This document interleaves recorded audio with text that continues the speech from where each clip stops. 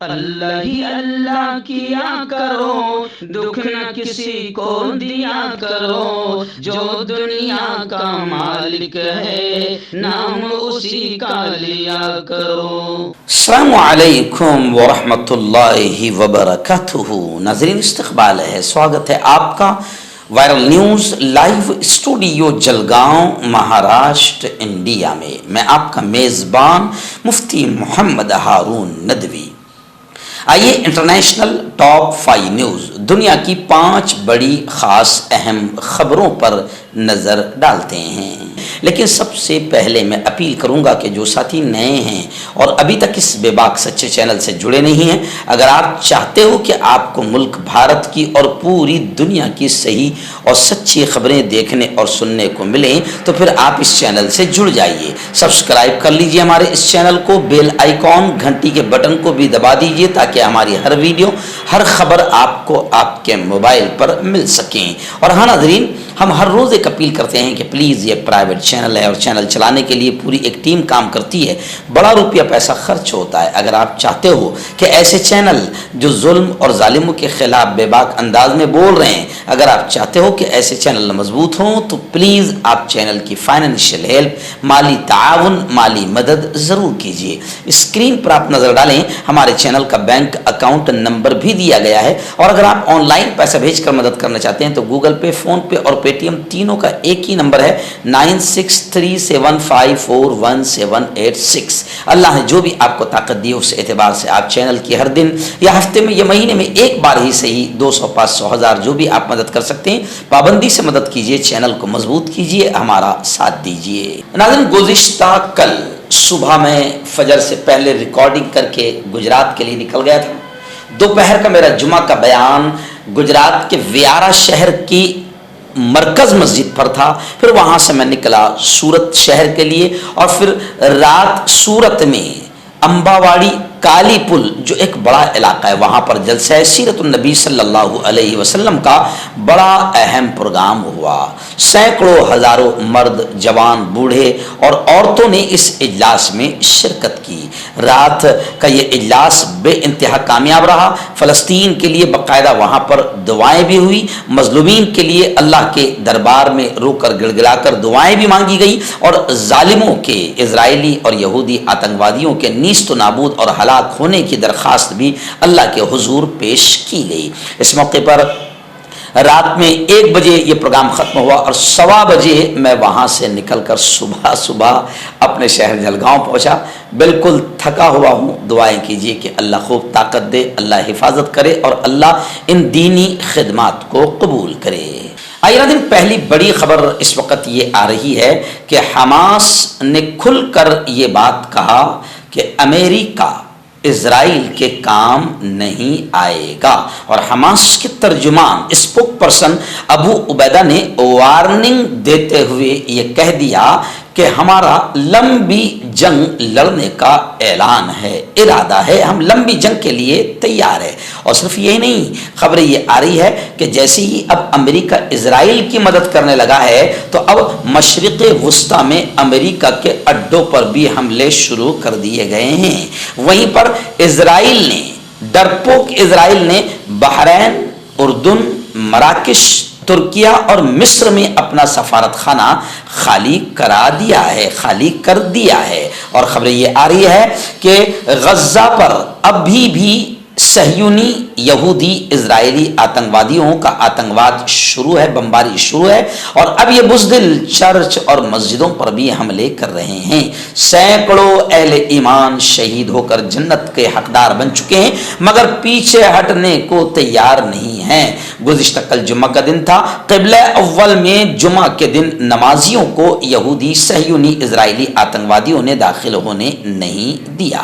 خیر، اہل فلسطین پر جو کچھ بھی اسرائیلی، صہیونی، یہودی آتنکواد شروع ہے، مظالم شروع ہے، اس کے خلاف گزشتہ کل پوری دنیا میں زبردست انداز میں اسرائیل کے، امریکہ کے خلاف احتجاج ہوا۔ اور خبریں یہ بھی آ رہی ہے کہ جو رفح گزرگاہ ہے वहां पर अभी भी नौजवानों ने मुजाहरा किया है, वहां की जो बॉर्डर है अभी भी इमदादी सामान के लिए नहीं खोली गई है। हमास ने जख्मियों की मरहम पट्टी और मरीजों के लिए इंसानी बुनियाद पर दुनिया से मदद करने की अपील भी की है, क्योंकि गज्जा के रहने वाले आलूदा पानी पीने पर मजबूर है, गंदा पानी पी रहे हैं, और अस्पतालों में जो ईंधन था वो भी अब खत्म होने के बिल्कुल करीब है।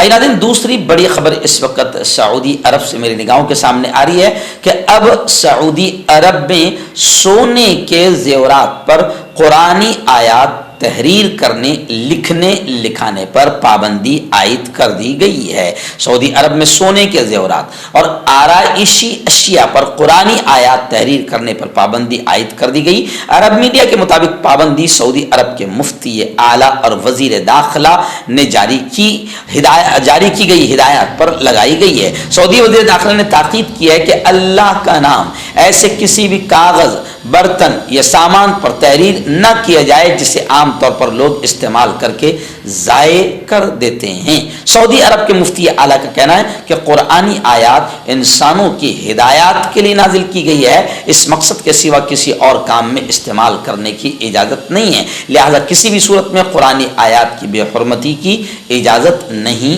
दी जा सकती।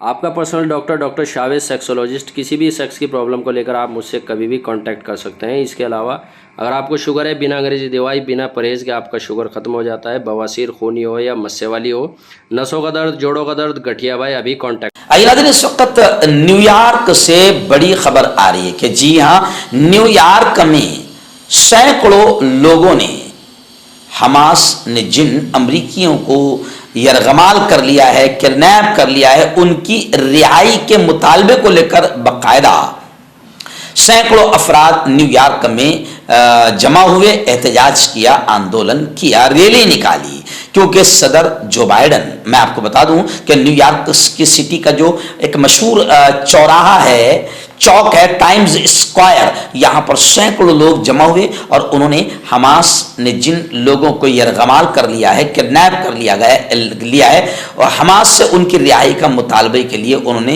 रैली निकाली। और अब सऊदी सदर जो बाइडन यानी अमेरिका के सदर पर को बढ़ते हुए दबाव का सामना है, क्योंकि अब लोग दबाव डाल रहे हैं कि वो अमरीकी कैदियों की आज़ादी को महफूज बनाने के लिए हर सफारती जरिए का फ़ायदा उठाए। बिलबोर्ड्स में बच्चों और बुजुर्गों समेत उन लोगों के चेहरे दिखाए गए जिनके बारे में ख्याल है कि वो यरगमाल बनाए गए हैं, जबकि हुजूम नारे लगा रहा था, इन्हें घर वापस लाओ, इन्हें घर वापस लाओ। रैली के मुक़र्रिरीन में बड़े बड़े वहाँ के इलाके के लोग शामिल थे, जिनके 22 साल बेटे उमर के बारे में ख्याल है कि वो यरगमाल बनाया गया है। उन्होंने उसे एक कुदरती रहनुमा और शौकीन खिलाड़ी करार दिया जो अपने स्कूल में बास्केटबॉल, वॉलीबॉल और फुटबॉल टीमों का कप्तान था। होलोकॉस्ट में बच जाने वाले जोड़े के पोते उमर ने इजराइल जाने के लिए अपने कॉलेज के मंसूबे मुलतवी कर दिए, जहाँ उसने इजराइल की दिफाई अफवाज में शमूलियत इख्तियार की।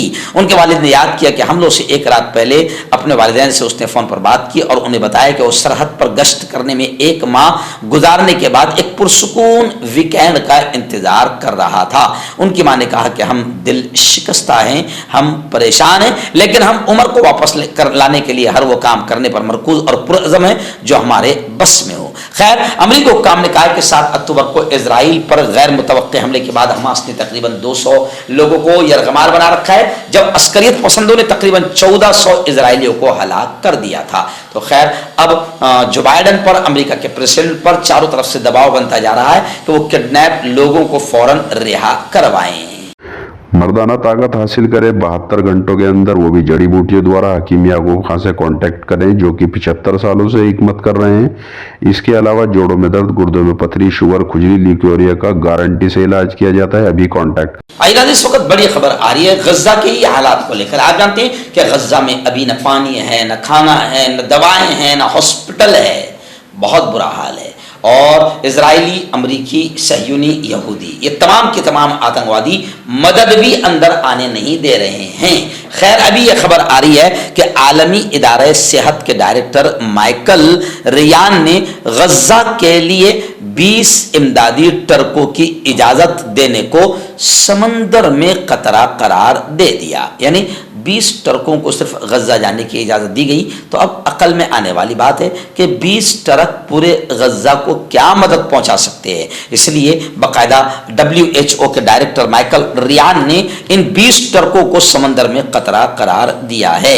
WHO के डायरेक्टर ने कहा है कि गजा में कम से कम 2000 इमदादी ट्रकों की इजाजत दी जानी चाहिए थी। दूसरी जानिब UN वर्ल्ड फूड प्रोग्राम की जानिब से कहा गया है कि गजा के लिए 951 टन खुराक रिफा क्रॉसिंग के रास्ते में है। गजा के लिए इमदाद की रसाई मुमकिन नहीं हो रही और सूरत हाल दिन ब दिन खराब होती जा रही है। अक़वाम मुत्तहिदा ने तो ये भी कहा है कि गजा में जो फौजी कार्रवाई बढ़ रही है, ये फौजी कार्रवाई का इजाफा जो है वो बड़ा तबाह कुन साबित होगा। आखिरी बड़ी खबर भी इस वक्त गजा और वहाँ के हालात को लेकर आ रही है। जी हाँ, मैं आपको बता दूं कि हमास तहरीक के बैरून मुल्क सरबरा खालिद मशअल ने गुज़िश्ता 2 दिन पहले यानी जुमेरात को कहा कि इजराइल पर हमला एक हिसाबी मुहिम जोई है। हमास के अस्करी विंग अल कस्साम ब्रिगेड्स ने 7 अक्टूबर को इजराइल पर अचानक हमला किया था और हम इसके नताइज अच्छी तरह जानते हैं।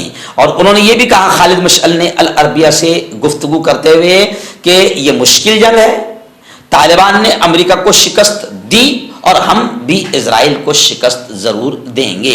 और उन्होंने ये भी कहा कि अपने तमाम कैदियों के बदले हम इजरायली कैदियों का तबादला करेंगे। यानी इजरायली कैदियों को हम उसी वक्त छोड़ेंगे जब हमारे सारे कैदी भी छोड़े जाएंगे। हम अपने कैदियों के लिए मुज़ाकरात कर सकते हैं, बातचीत कर सकते हैं। हमने कुछ मुल्कों को सिविलियन यरगमालियों के हवाले करने के लिए अपनी तैयारी से आगाह कर दिया है। हमें सिर्फ इजरायली फौजी कैदियों के हवाले से सरोकार है।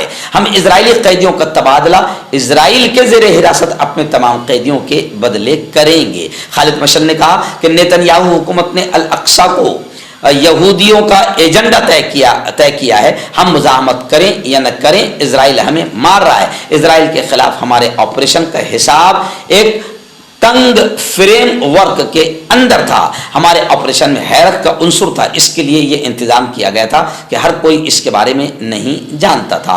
उन्होंने बताया कि इजरायली बमबारी के असरात का गैर मुल्की कैदियों तक पहुंचना मुमकिन नहीं है। खैर, उन्होंने ये साफ तौर से कह दिया कि ये जंग मुश्किल जरूर है, मगर तालिबान और अमेरिका की जंग भी मुश्किल थी, मगर तालिबान ने जंग को जीता, अमेरिका को शिकस्त दी। हम भी जंग जीतेंगे और इजराइल को शिकस्त देंगे।